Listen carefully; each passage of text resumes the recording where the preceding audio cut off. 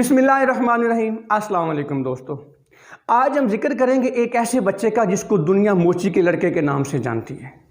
ये बच्चा 12 फरवरी 1809 को केंटकी अमेरिका के अंदर पैदा हुआ। इसका बाप शोबे के एतबार से मोची था। ये बच्चा जब 9 साल का हुआ तो इसकी माँ का इंतकाल हो गया। ये इसकी ज़िंदगी का सबसे पहला और सबसे बड़ा दुख था। ये बच्चा बला का ज़हीन था और इसको पढ़ने का बेहद शौक़ था।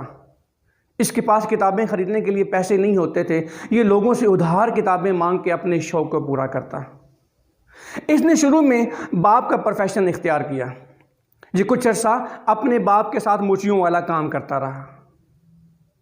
एक दिन इसको अंदाज़ा हुआ कि शायद इस काम से इनके घर के हालात अच्छे नहीं हो सकते। इसने इस काम को खैरबाद कहा और इसने खेती बाड़ी का काम शुरू कर लिया। यहाँ पर भी कुछ साल काम करने के बाद जब इसको इस बात का एहसास हुआ कि शायद ये काम भी इनके घर के हालात ठीक नहीं कर सकते, तो इसने इस काम को भी खैरबाद कहा और लकड़ी का काम शुरू किया। इसने लकड़ी की एक कश्ती बनाई जिस पर ये लोगों को नदी के उस पार उतारा करता और इस तरह ये उसकी एक आमदन का एक ज़रिया था।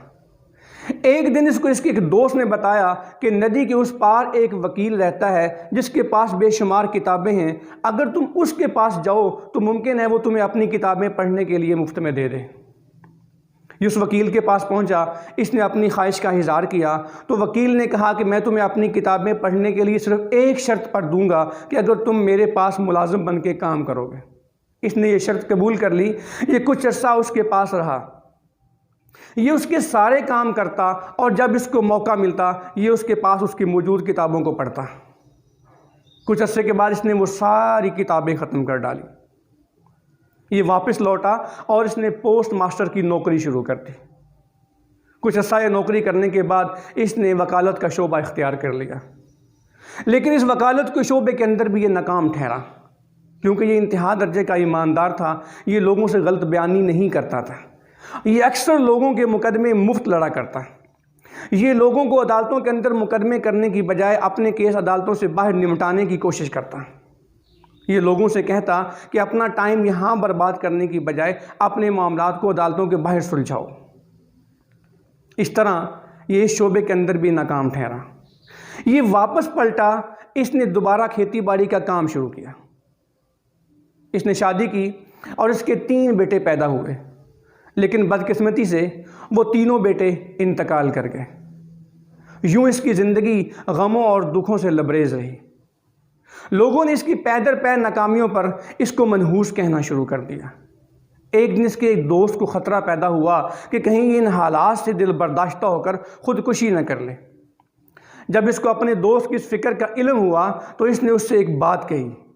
इसने कहा, मेरे दोस्त फ़िक्र न करो, जब तक तारीख बदल के नहीं जाऊंगा तब तक दुनिया से नहीं जाऊंगा।